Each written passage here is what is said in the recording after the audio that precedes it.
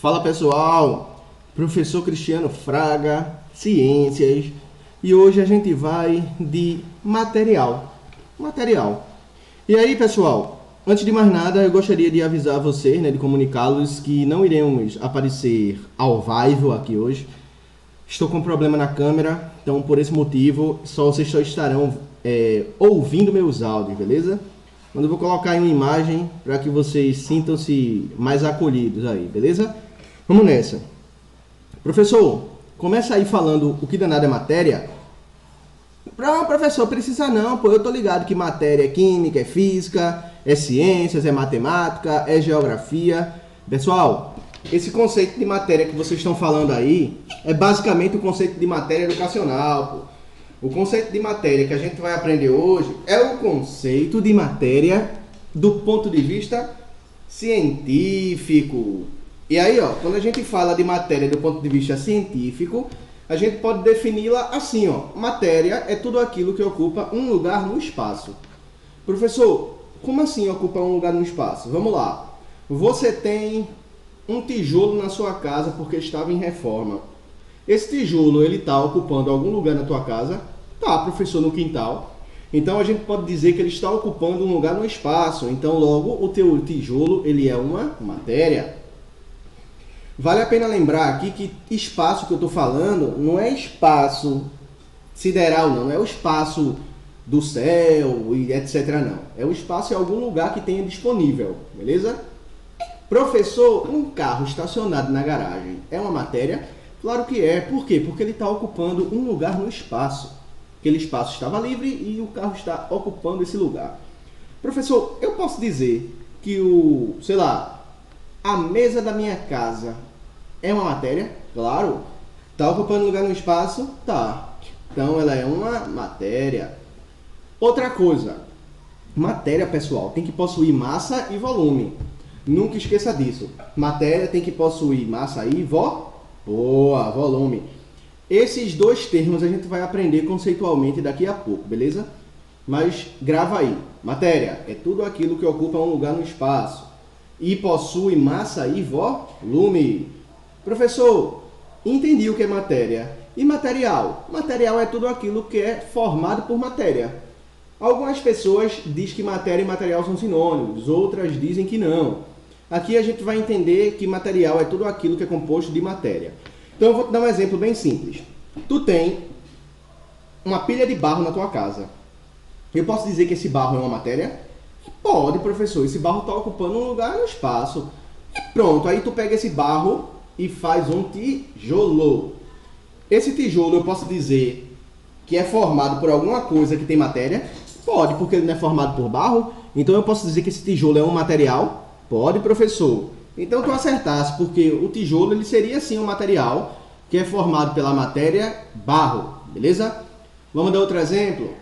Deixa eu ver um outro exemplo aqui.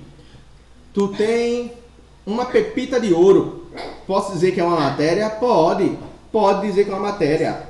Beleza. Aí eu faço um colar com essa pepita de ouro. Beleza. Esse colar, ele é formado por uma matéria? Sim, professor, ele é formado pelo ouro. Então eu posso dizer que esse colar é um material? Pode sim. Beleza, então o colar seria um material e o ouro seria a matéria. Vamos embora que eu vi que tu tá ficando craque. Massa.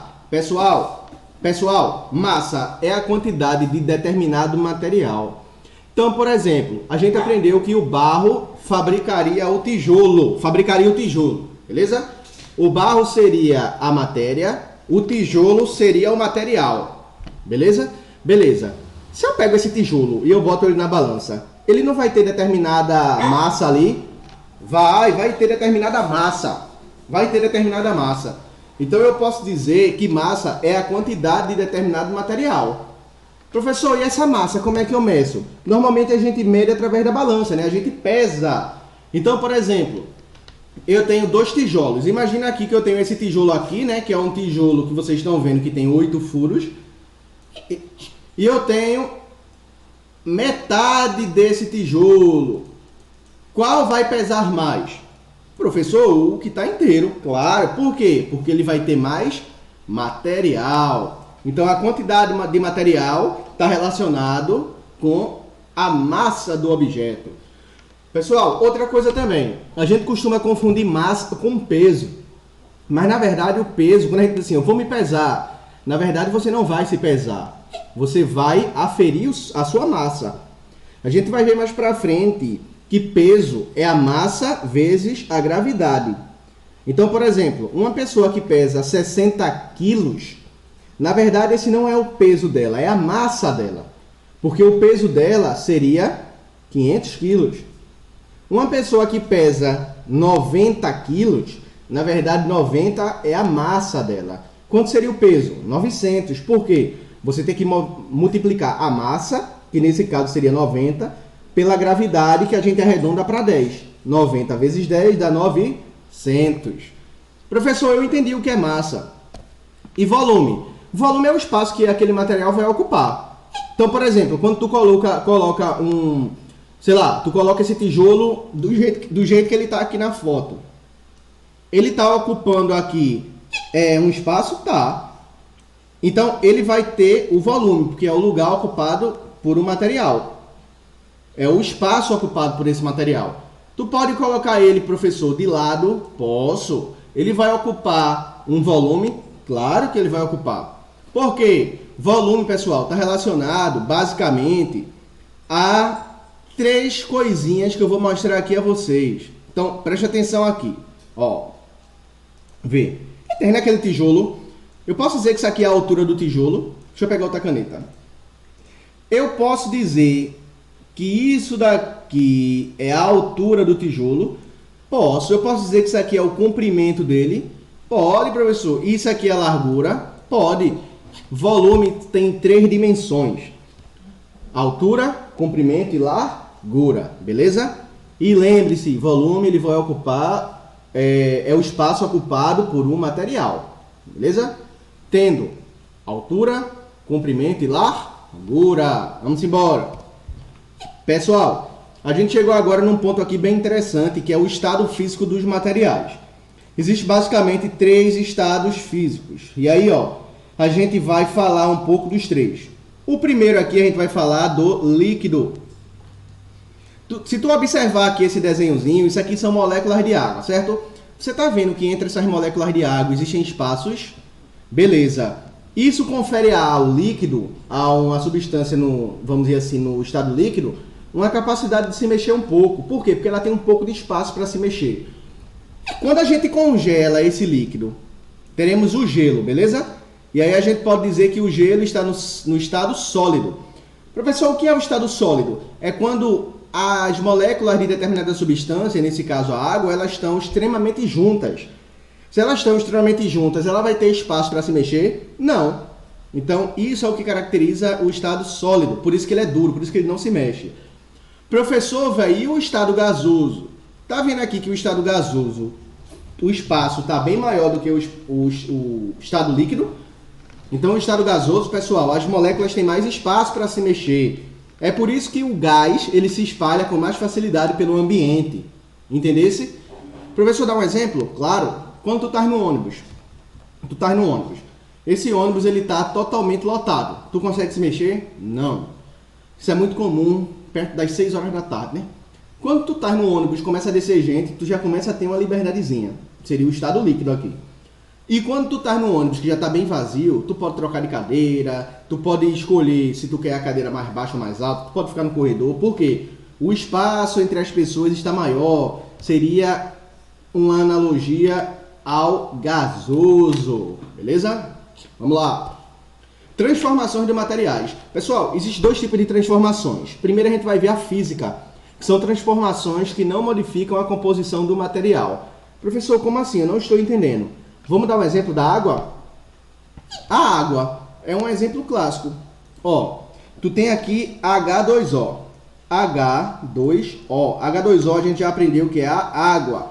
2 moléculas de hidrogênio e um imaginário de oxigênio. A água ela pode estar no estado líquido, ela pode estar no estado sólido e ela pode estar no estado gasoso.